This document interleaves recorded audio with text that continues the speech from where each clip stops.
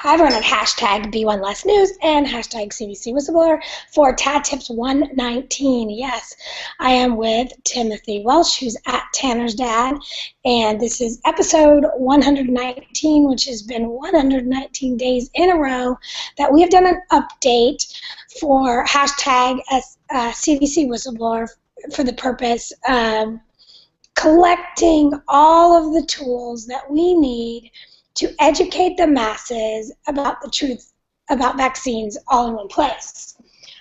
So say hi, Timothy, before I shut you up again and keep going. Hello, everybody.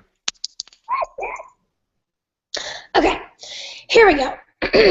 Number one, findyourrep.legislator.ca.gov is the California version of this, but it is very common in all of the states for the legislators during their sessions to be in the centralized location Monday through Thursday and then be available to you in your neighborhood on the Fridays. Consider it an open house for you and your best buddies to come in with treats. I have this secret recipe of waffles that I make that they actually call them Ruffles for Ron Paul waffles, that I could bring people from far and wide by just showing them that we were making waffles in the office, because once they tasted them, people got excited. So bring treats and bring your love, and you just may happen to have the opportunity to show some educational materials at the same time. We're going to at Ben Allen CA's office to show the love, to bring some waffles, and the group of us that are coming will also sit down and draft an exit plan for Ben Allen, because when we looked at his body language at the hearing, and again, I know this is about California, for those of you not in California, most of you have done your research to recognize that, like I said before, what happens in California simply does not stay in California. California is this huge bought and paid for state that they come into California with the big pharma bucks and the big lobby, and they pay for legislation, and then once they've rolled it out and they've figured out how they make that happen, they roll it out into all of the other states. So please support us in our efforts in California to kill the bills. There's more than one bills. There's SB 277, which you probably know. We had over 1,000 people, I believe, there to testify 2 days ago, and you can look at that at tinyurl.com/SB277 education line, as in the line of people. This is a phenomenal tool for you. We showed part of it, TAD Tips 118, but again, it's tinyurl.com/SB277 education line. This is your tool for any article or anybody anywhere that's trying to make the quote-unquote anti-vaxxer crazy crowd into a bunch of whack jobs that aren't actually these people's constituents that believe in 90% of what their legislator may be bringing forth. Hey, you. But this... Hey, take a breath. Is the picture supposed to be changing? All I got is the first picture. I haven't changed the picture yet, Mr. Okay. Candace. I fell asleep there. I just was checking. It's such a pretty picture, I decided we would stay on it and get long-winded. And now I'll be more long-winded now they muted himself. Okay, that's Tim's hint to speed up. So here's the deal.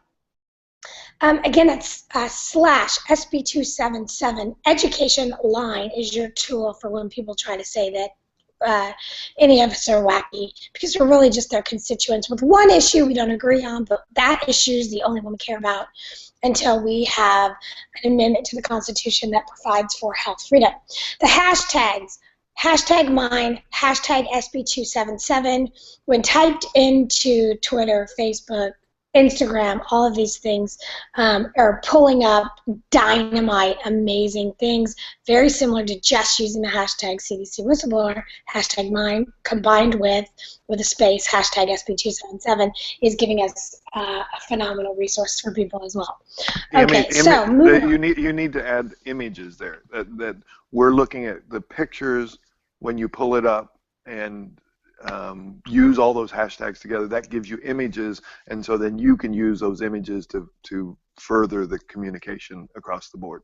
Okay, so I'm typing in mine and hashtag mine, hashtag SP277 into Google, and then I'm going to wait because my computer, and I'm going to go to images,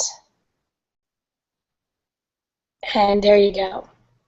It's not the farther you, so this is rock solid, people. Wow, you get all kinds of great stuff here.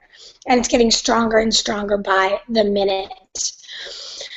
And you can see that this one was just tweeted a few hours ago. So we hadn't gotten a tool that could separate us from the hashtag CDC whistleblower, which we need at specific junctures, as our platform, a different way to have a platform that didn't have that in it. Okay, so now let's talk about these gorgeous ladies.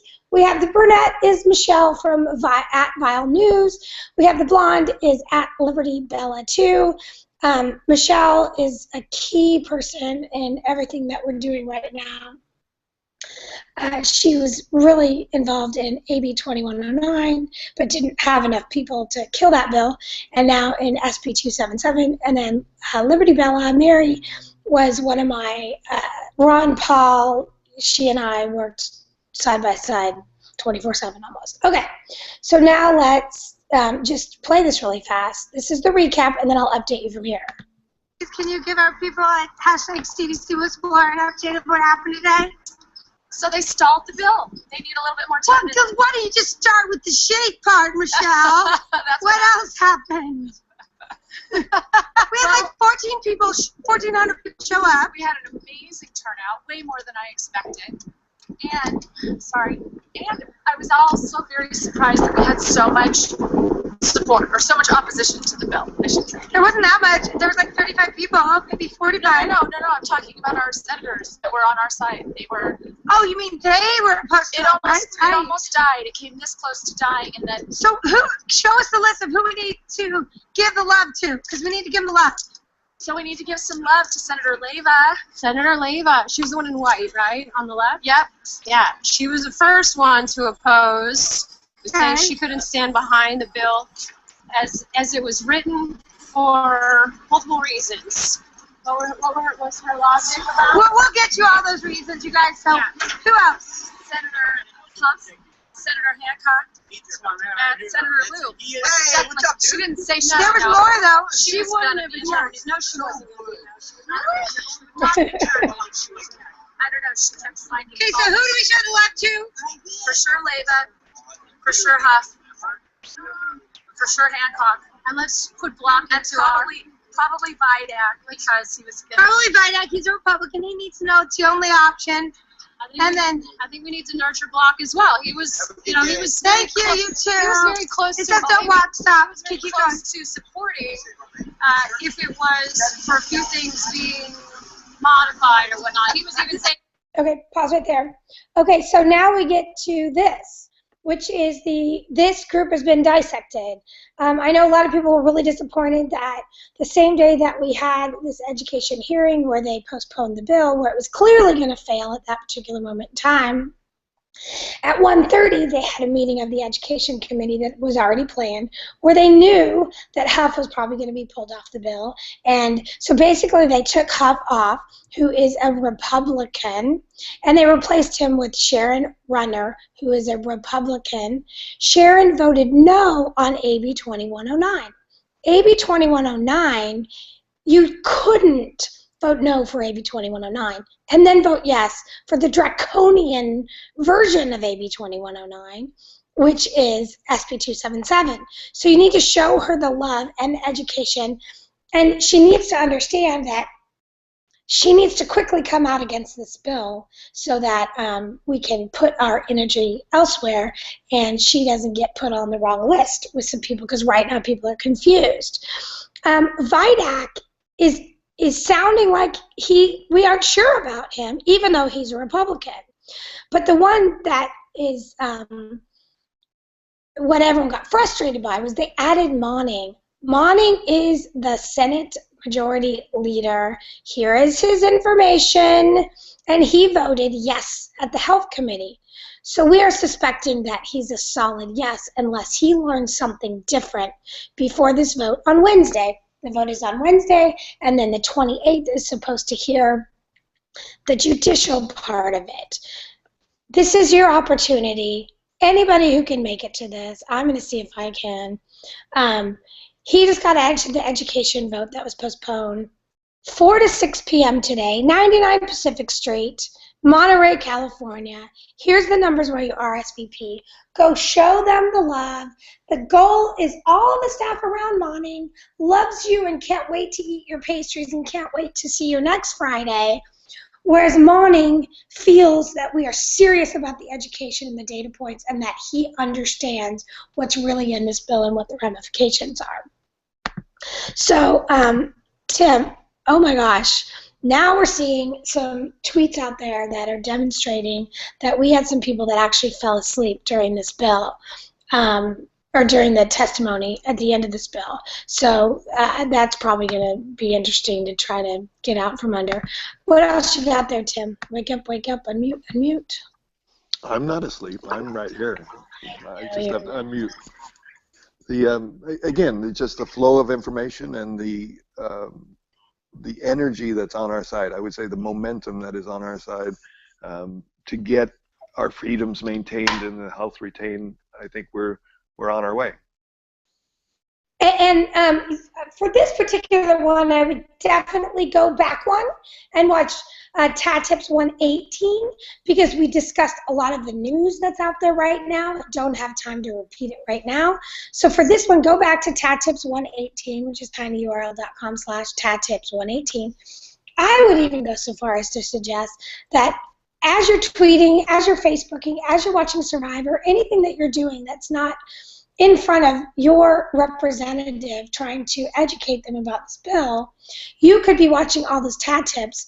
They're not linear in so much as it's not a progression of understanding, but it is a progression of information that follow the news cycle based on day after day after day, because they are in order. Every day we did a new one. TA Tips 100 is a summation of the first 100. Right. So TAT Tips 100 is one that takes you through the highlights, the highlight links that you can go through and make sure you're pulling the big ones out of there. Some of the big ones that I'm realizing now that we've seen the way the testimony went is they are basically saying publicly now that the DTaP vaccine is a bad vaccine. And here's why they're not using the word bad, but the word failing. And so I want you to go to tinyurl.com/more-coughing. In fact, I think if we just go to #CDC whistleblower, it pulls up that one right away. So #CDC whistleblower is a phenomenal set of images. If you go to Google and images, I don't see the coughing one. I'm going to add in B1 less to see if that narrows my search. I'm looking for the ones about pertussis. Okay, this one right here. So what's going on is the whooping cough portion of the DTaP vaccine, which is the P, is failing our communities. In that, I want you to go to tinyurl.com/more-coughing and look at the data and listen to that video I did with Marcella Pipetary at Facts Truth. So what's happening is the pertussis version is failing by protecting against pertussis, But during that protection for pertussis, having a 40% increase in the colonization of something called parapertussis, which is the kissing cousin of pertussis, where you remain asymptomatic for pertussis, but for parapertussis, but contagious. And if you infect someone who's immunocompromised, they will come down with whooping cough that will look just like pertussis, but in fact will be parapertussis, and they don't have currently a way to test that, to count those two diseases separately. So that's where the failure in the pertussis portion of the DTaP is coming in. The second nail in the coffin of our pertussis vaccine is, if you go to map of outbreaks, you're going to see this picture right here. Green is the whooping cough.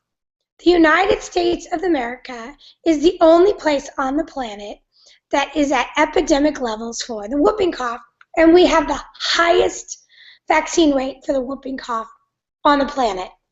So it doesn't take a rocket scientist or a brain surgeon or a politician to look at this and go, oh my goodness, we have a failed vaccine. This is something that in our first initial discussion with Ben Allen, he said, and I think I have 3 moms that remember this when we discussed this very issue, yeah, that's a bad vaccine. So let's look at that. They're wanting to mandate a vaccine in the state of California based on the CDC schedule with a vaccine called the DTaP, that the pertussis portion is failing. We have not had a case of diphtheria in this country for probably 30 years. I would have to look at the stats on that. And tetanus is not communicable, meaning you cannot get tetanus from another person. You can only get tetanus from an exposure to, it's an anaerobic microbe, which means it has to be without air. So if you step on a rusty nail that's down where there's no air, you don't bleed that. 90% of all deaths from tetanus are in people over the age of 70 with diabetes, and we have, on average, 40 cases of tetanus a year. So DTaP would be one of the first vaccines that if sanity prevailed, they would go, you know what, this ain't working, we need to drop it from the schedule. But we have never, ever dropped a vaccine from the schedule. We have recalled after replacement was available. I'm getting too technical. Save me from myself, Tim. Save me from myself. Hello. Hello, save me, please. Huh? I'm getting so technical, like, you know, you hate when I do, so save me. I think you're doing great. I think that, again, getting technical is not a bad thing. We just have to keep breathing, and that's what I tell you every day. So like this right here, CDC whistleblower and B1 less, and so many of the huge points that need to come up are available just right here. I mean, if someone just went to this and like mandates violate international ethics of the Nuremberg Code, and it says right here, vax ethics. Lots of great videos here, herd immunity hoax. Just a lot of great stuff here for people. I would say at this point, maintaining emotional balance at this point is critical, because they're trying to paint us out to being the crazy anti-vaxxers. They're trying to divide us within ourselves as far as the people that are vaccine hesitant. My question is, who at this point wouldn't be asking a question about vaccines? That means if you aren't asking a question about vaccines at this point, that means you're pro poisoning children and you're pro letting pharmaceutical greed just run rampant with no checks and balances. So everybody should be questioning vaccines at this point. Well, and the other thing that happened that I'm not hearing people articulate, I sat through the entire health hearing testimony. I sat through the entire education hearing post open testimony questioning from the senators. So I was able to juxtapose the health senators' questions and answers on this bill to the education portions of senators' questions and answers about this, and they couldn't have been more different.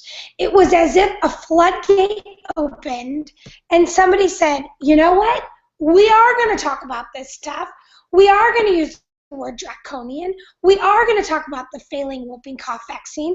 We are going to talk about discrimination in education. We are going to talk about our pissed off constituents. We are going to talk about knowing somebody who's vaccine injured. We are going to talk about the neighbor that firmly believes that the allergies in their kid was caused by the third vaccine that they got. We are going to talk about the parents that have heard that the science is clear that vaccines don't cause autism, but still think that and are still their constituents. We are going to talk about the fact that no matter how many times somebody says that they're safe and effective, their constituents are coming saying, but that's not what we're talking about. We're talking about who owns our bodies. We're talking about draconian law. We're talking about the Nuremberg Code. And so the talking, But we've never had the buzzword I'm using at the moment is diversity of adversity. Everybody says everybody has something, but the question is, why does everybody have something? So that's just taking a deep breath and looking at the people going down the hallway. I just had the feelings that everybody has a reason to be there. Everybody asks, what's in it for me? And so everybody with a child, with a niece, a nephew, a cousin, aunt, uncle, everybody at this point has skin in the game. Everybody knows somebody who has Alzheimer's coming on at 30, 40, 50 years old. Everybody knows people that are stroking out at 20, 30. And everybody knows a child now with neurodevelopmental difficulties. These things are unusual. These weren't there when I grew up. And we just need to remain calm and let the truth speak for itself, but we need to be direct and we need to be influential in our advocacy. Well, and we also need to recognize that we have to do whatever it takes to take care of ourselves. Like, I've been doing really well this entire time since early August of taking care of myself, and I can maintain this super, super high level of creativity and productivity.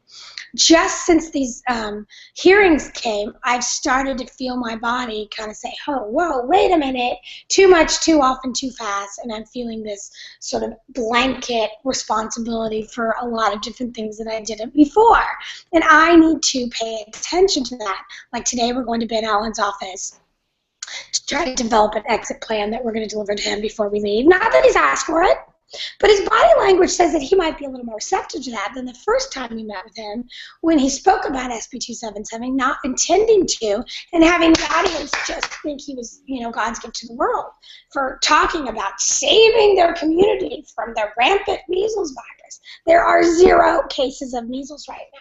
So here's another one, vaxvote.com, which over the next 2 years, and I know I'm looking way ahead, but so we need to take care of our bodies until May 1st. May 1st, we've heard, is the last day that this can be through all of these committees. Delaying this vote, which Lou did, she counted, she knew they were going to lose. She said, Pam, I'm giving you the opportunity to delay this vote. Pam looked back to the guy that was with him. We don't know if it was his lawyer. We don't know if it was his security detail, because of all the people that you can see at /SB277 education line looked so absolutely threatening with their binkies and their bottles and their Grey Ghost strollers. I mean, it's ludicrous. And they chose to take Lou up on her offer to postpone. There's 2 possible things that are happening. Number one, the Democratic Party is seeing the writing on the wall and seeing that this is a sinking ship and seeing that this is a black mark on not only the Democratic Party in California, but on each and every single one of these senators that touch this bill, that they're going to have a really hard time, not at the next general election, but at the next primary, because the folks I hang out with know that that's where the deals are made. These legislators, these representatives are made or broken at the primary level. So every single one of these that is on the wrong side of this or doesn't quickly get to the right side of this, we're trying to allow Ben Allen a little bit more leeway, because it seems like he's pretty smart except for this, to get to the right side of this. At the primary next time, they simply won't win, because we will have coalesced and congealed all of this support for what I'm calling the libertarians out there. And this has been written up in the New York Times and the Washington Post about what happened in Oregon, in addition to Steiner Hayward being the twister of all twisters by being such an epic hypocrite, which reminds me, we need to pull out Candace, Marsha, Kelly, Jennifer. We need to pull out all those Parents' Decision 2, which is Pan being such a hypocrite, because those have somehow lost. They're not on the radar, but we haven't been pointing out what a hypocrite he is on that, and we need to do that. But we're all coming together in what I call libertarianism. I'm a libertarian, which means that when you take the far left, which is it's my body to do with what I want to, and you take the far right portion of the Libertarian Party, which is don't tell me what to do, and that's my money, and you take those groups and you start to bring them towards the center. That's really who we all are. 90% of Americans are libertarians. They don't want to tell you what to do. They don't want you to spend their money. That's just how it is. So we're bringing that all together, and I think we should just finish it there, because now or should we go to CDC whistleblower and see what it looks like? I hear my husband coming up because it's going to get noisy in a second. So let's just, Kelly's having fun. Everybody's doing a great job of really, again, going back to the 5 things, putting a meaningful, reproducible, reportable link, visual. They're still tagging people. They're still asking people for action. So, they're doing the work, and it's coming together. And really think about it now. Our next goal is, now we've got thousands and thousands of memes out there. Now we want thousands and thousands of collages out there. So feel free to put those together in 4, 6, 8, 16 pictures in one tweet. And what he means by the collages, Tim goes every day to hashtag CDC whistleblower and hashtag BeWellNess, or another set of great visuals is hashtag CDC whistleblower with hashtag BreakupBillion, hashtag Hear This Well, hashtag Parents Do the Work, hashtag mine, hashtag SB277, hashtag No Mandates. You can combine a couple of different hashtags, all types of creative ways, and then you go to images, and the images that are there are just profound, so you just tweet about that. But again, today is Friday from now until forever. The other concept that has emerged in this is we allowed this to happen. We trusted our representatives to represent us. They got bought and paid for to the tune of LAUSD. It cost $4 million to be on the board of that school district. It's absolutely obscene. The only way we take our government back is by babysitting them 24/7.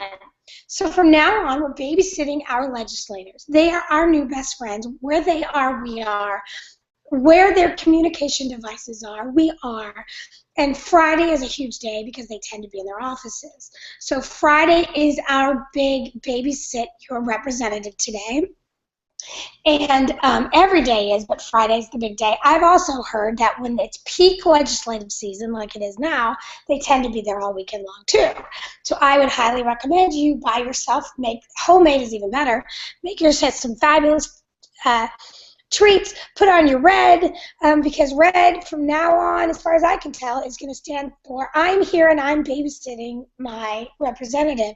If anybody knows how to make an app, the other thing we want to do is create some apps that can ping where our representatives are, because they go places and we don't have enough access to them because we're not lobbying Sacramento, so we need to be able to ping them where they might be, and we have some app people that are working on that. But the bottom line is we love you. Sorry this was so long. Tim, anything?